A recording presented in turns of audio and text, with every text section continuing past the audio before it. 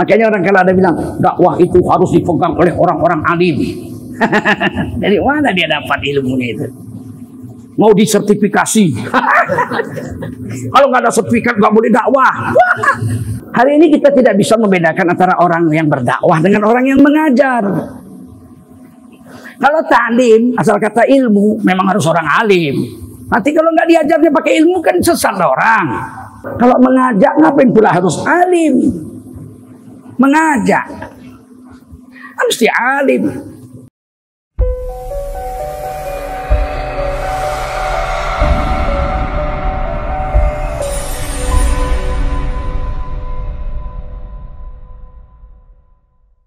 Nabi Musa dakwah punya, kalau menurut tafsir Nurul Mansur 700.000 umat Nabi Musa.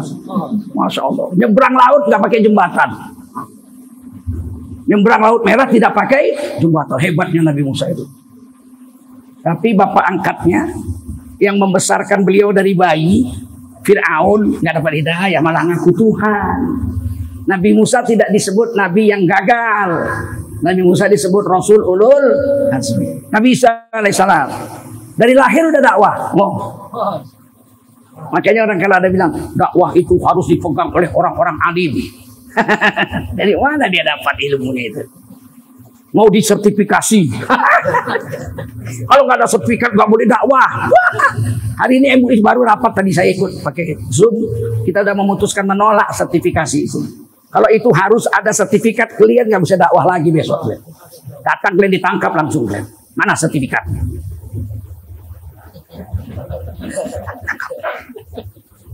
Mana pakai sertifikat dakwah? Dakwah harus orang alim. Bohong. Buktinya Sayyidina Abu Bakar masuk Islam. Besok sudah mengislamkan 4 orang sahabat. Lusa sudah mengislamkan lagi 4 orang sahabat. Yang dijamin masuk surga lagi. Sayyidina Tolha, Sayyidina Zubair, Abdurrahman bin Auf, Uthman bin Affan. Siapa yang Islamkan? Sayyidina Abu Bakar. Baru tahu apa? Baru tahu la ilaha illallah. Belum tahu yang lain. Sudah dakwah.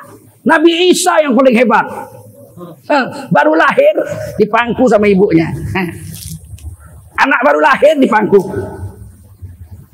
Datang Bani Israel. Hei Maryam, bapakmu imam besar Masjidil Aqsa. Imron, ibumu wanita soleha, pamanmu Nabi Zakaria, bibimu orang mandul sudah menipu nenek-nenek punya anak Nabi Yahya, buyutmu Nabi Harun. Kenapa kau berzina sampai punya anak haram? Siapa yang menjinahi kau? Ngaku kau zina sama siapa? Siti Maryam tunjuk anaknya. Sebab beliau sudah janji nggak mau ngomong. Inni nadartu lirrahmani sauma, aku bernazar nggak mau bicara. Kalau Allah jadikan aku hamil tanpa bapak dengan kuasa Allah. Nanti kalau ada yang nanya anak siapa, biar Allah yang jawab. Anak siapa? Dia tunjuk. Mana bisa anak kecil bicara? Dia tunjuk. Ngaku zina sama siapa? Tiba-tiba anak itu bicara. Ini Abdullah. Sesungguhnya aku bukan anak zina. Aku hamba Allah. Ataniyal kitab. Allah beri aku sebuah kitab yaitu Injil. Waja'alani nabiyya. Allah jadikan aku seorang nabi. Waja'alani mubarakan aynama kunt. Dan Allah jadikan aku membawa berkat kemana tempat saja yang aku datangi. Fa'budullaha rabbi wa rabbakum. Sembahlah Allah Tuhanku dan Tuhanmu. Ini anak bayi sudah dakwah. Sembah Allah Tuhanku dan Tuhanmu. Bayangkan, seorang da'i dikasih upah oleh Allah. Upahnya apa? Setiap tempat yang dia datangi berkah sampai hari kiamat. Wa ja'alani mubarakan aynama kuntu. Paham?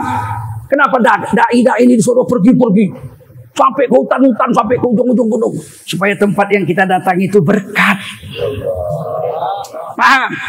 Wah, kita itu harus alim dulu. Mana ada anak baru lahir alim? Anak baru lahir alim. Alim, dakwah Nabi Isa. Kurangkah contoh-contoh dalam Quran ini untuk membawa kepahaman kepada kita? Satu sedikit lagi. Muazin, anak SD umur 7 tahun boleh nggak jadi muazin? Sedang jadi imam pun zaman sahabat ada. Hah? Dia belum disunat. Ditengoknya udah jam 12.30. Muadzin nggak ada, imam nggak ada. Aduh, bagaimana ini? Dia risau. Biasanya bapaknya kok nggak ada. Biasa bapak udah pulang kok nggak ada. Risau dia. 12.30 sudah. Akhirnya dengan kerisauannya dihidupkannya mic di azan. Hayya 'alas shalah.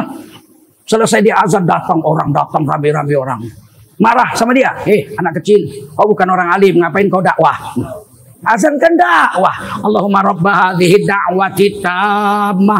Hai Allah yang telah menjadikan dakwah yang sempurna, seruan azan. Ternyata anak kecil boleh dakwah yang paling sempurna, yaitu azan. Enggak ada orang marah. Kau anak kecil ya. Ya, kau tahu azan itu. Allahumma rabba hadhihi da'wati tammah. Azan itu dakwah yang sempurna, tahu kau? Kenapa kalau anak-anak belum berilmu berani mendakwahkan agama yang sempurna? Tekek kepalanya begitu. Hari ini kita orang Islam menzalimi agama kita sendiri, tahu. Kesalahan paham yang harus diluruskan. Hari ini kita tidak bisa membedakan antara orang yang berdakwah dengan orang yang mengajar. Kalau ta'lim, asal kata ilmu, memang harus orang alim. Nanti kalau nggak diajarnya pakai ilmu kan sesat orang. Kalau ta'lim, mengajar, mesti orang berilmu lah. Tahulah dia syarat rukun sholat, apa yang membatalkan sholat, apakah syarat-syaratnya sholat, apakah sunat-sunatnya sholat. Dia harus tahu, karena dia mau mengajar. Kalau mengajak, ngapain pula harus alim? Mengajak, mesti alim. Satu hari ada seorang laki-laki, 5 waktu ke masjid. Insya Allah nggak pernah tinggal dia. 5 waktu dia ke masjid. Punya anak dia. 2 tahun kemudian anak ini sudah melihat bapaknya setiap azan ke masjid, mamanya sholat. Satu hari sekitar 2,5 tahun umur anak ini. Bapaknya pulang habis zuhur ketiduran, capek sekali, habis bekerja. Azan asar bapaknya belum bangun dari tempat tidur, tapi matanya sudah terbuka bapaknya ini. Bentar lagi habis azan dia akan jalan lah ke masjid, karena depan rumahnya masjid itu. Tiba-tiba anak kecilnya itu menggoyang-goyang badan bapaknya.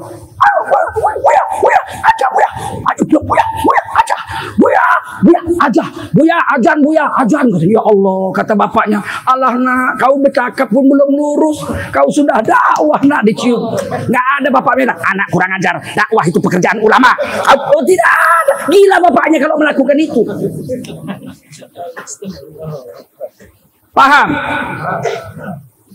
Habis. Nanti kita sholat isya dulu, nanti sambung lagi insya Allah ya.